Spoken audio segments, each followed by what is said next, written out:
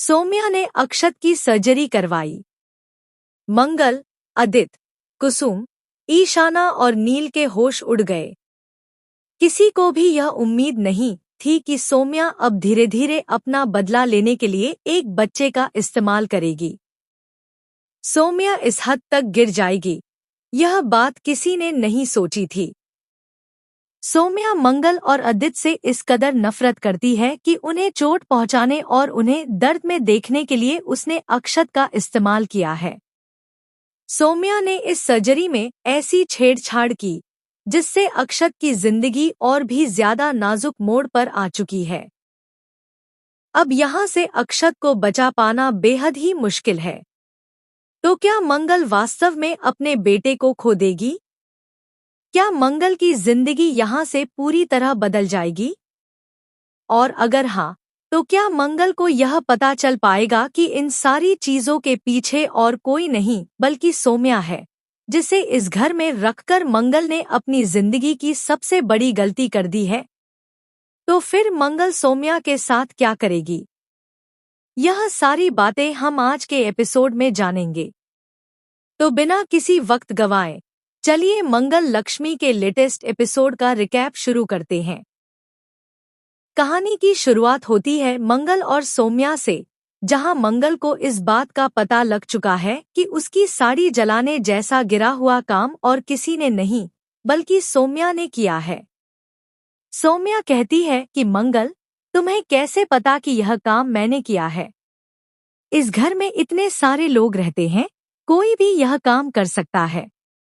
तुम्हारी उंगली घूम फिरकर मेरे पास ही क्यों आती है? उसी वक्त मंगल कहती है कि इस घर में ऐसा गिरा हुआ काम तुम्हारे अलावा और कोई नहीं कर सकता, क्योंकि इस घर में सभी लोग एक दूसरे से प्यार करते हैं, सिवाय तुम्हारे। तुम्हारे अंदर मुझको लेकर ही नहीं, बल्कि इस पूरे परिवार को लेकर बहुत ज्यादा नफरत है। लेकिन तुम्हें क्या लगा कि मैं सिर्फ शब्दों के आधार पर तुम पर इतना बड़ा इल्जाम लगा दूंगी? नहीं, मैं तुम्हारी जैसी नहीं हूँ सौम्या। मुझे तुम्हारी यह ईयरिंग वहां पड़ी हुई मिली। शायद जब तुम साड़ी जला रही थी, उस वक्त तुम्हारी ईयरिंग गिर गई होगी।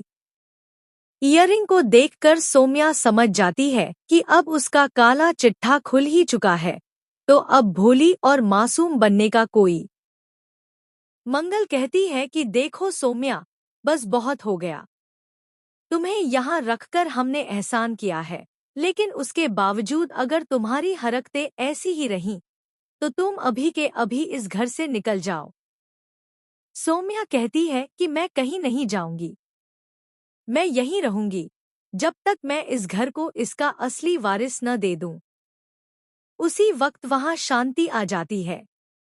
शांति मंगल से कहती है कि यह क्या, तू भैंस के आगे बीन बजा रही है? इस चुड़ैल को तो स्वयं भगवान भी नहीं समझा सके, तो हम किस खेत की मूली है?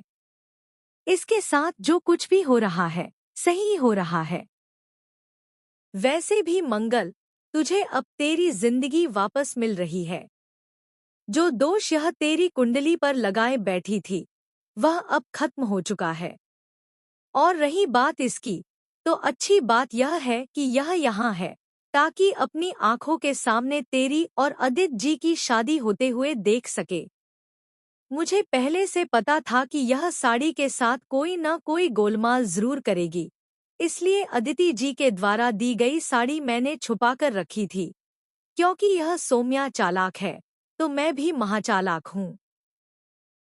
उसी वक्त सौम्या मन ही मन कहती है कि सबसे पहले मुझे इस बुढ़िया को कहीं न कहीं लगाना पड़ेगा, क्योंकि अगर मैंने इसे ठिकाने नहीं लगाया तो यह हमेशा कबाब में हड्डी बनती रहेगी। खैर, अगले ही सीन में हम देखते हैं कि मेहंदी की रस्म शुरू हो चुकी होती है। मंगल अपने हाथ पर अदित का नाम लिखवाती है। दूसरी तरफ ईशाना अदित के पास जाती है और उसके हाथ पर मंगल का नाम लिख देती है। पहले तो अदित मना करता है, लेकिन बाद में ईशाना के दबाव में आकर वह अपने हाथ पर नाम लिखवा लेता है। अक्षत का सपना मानो पूरा हो रहा था। सब कुछ शांति से हो रहा था, लेकिन उसी वक्त शांति को याद आता है कि एक अशांति पहले से ही इस घर में मौजूद है। उसे लड्डू खिलाए बिना तो यह काम पूरा नहीं हो सकता। इसलिए शांति सीधे सोम्या के पास जाती है और उसे ताने मारने लगती है। शांति सोम्या से कहती है कि सोम्या, तूने मेरी बेटी की जिंदगी बर्बाद की थी ना? अब देख, ऊपर वाले ने ऐसा खेल खेला है कि सारी चीजें पलट गई हैं। अब जिंदगी बर्बाद मंगल की नहीं, बल्कि तेरी हो रही है, और यह सब कर्मों का फल है। जो काम तूने पहले किए थे, उनका फल अब तुझे मिल रहा है। किसी की जान लेने की कोशिश करना और हर बार मंगल को उसके रास्ते से हटाना, लेकिन आज तू खुद ही अपना रास्ता भटक चुकी है और मंगल ने अपनी जिंदगी का सही रास्ता चुन लिया है। मंगल ने जो जो चीजें खोई थी, वे सारी की सारी उसके कदमों में आकर गिर गईं, यहाँ तक कि अदित भी। इसी खुशी में शांति जबरदस्ती सोम्या को लड्डू खिला देती है। इसके बाद सभी लोग डांस करने लगते हैं, क्योंकि मेहंदी की रस्म पूरी हो चुकी होती है और सब इस खूबसूरत दिन को एंजॉय कर रहे होते हैं। इसी दौरान मंगल अक्षत को उछलकूद करने से रोकती है, क्योंकि वह जानती है कि अक्षत के दिल में छेद है और सर्जरी से पहले ज्यादा उछलकूद करना उसके लिए खतरनाक हो सकता है। अक्षत उदास हो जाता है और पूछता है कि मम्मा, आप मुझे सेलिब्रेट क्यों नहीं करने दे रही? तभी अदित आता है और अक्षत को समझाता है।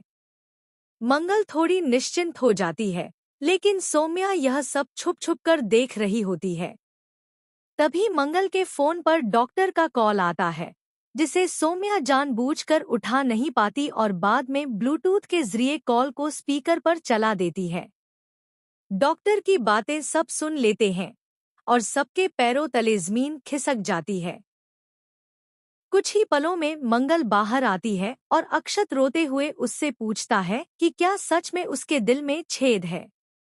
अक्षत को इस हालत में देखकर मंगल टूट जाती है। अदित इशारों में समझा देता है कि अब सबको सच्चाई पता चल चुकी है। इसी के साथ यह खूबसूरत एपिसोड यहीं समाप्त होता है। आने वाले एपिसोड में मंगल सोम्या को अपना चंडी रूप दिखाएगी। आपको यह वीडियो कैसी लगी, कमेंट सेक्शन में जरूर बताइए।